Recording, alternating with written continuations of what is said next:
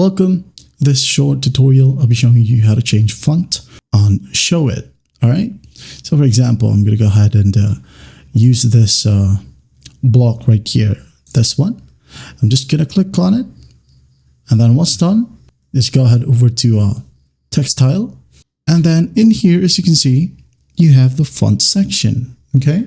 You can just easily click on the drop down right here. And here you have a ton of font options. Now, as you can see here, or as you might have noticed, you have the add new section. So I'm just going to go ahead and click on it.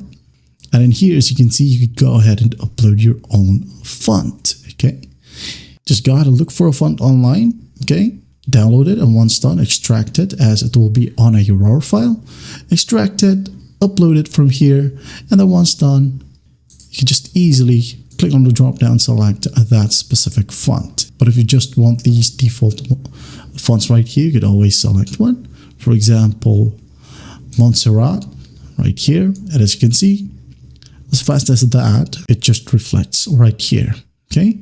You could also change the font size, line spacing, and some of the good stuffs. Color right here, the format, or the hover color if you want to.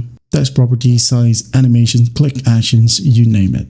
Now, if you wanted to change the font for all of your text right here, or the text styles, you can just easily go to the design settings right here at the top left, click on it, and here you have the font. Okay, select one like so.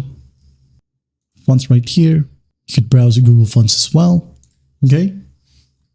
As for the title, we have the heading here. Change the font if you want. Maybe let's just go ahead and use Montserrat as well. And subheading. Okay. Font Montserrat. And paragraph Montserrat as well. And there you have it. That is how you change your font here on Showit. Well, I hope this video helps, and I'll see you in the next one.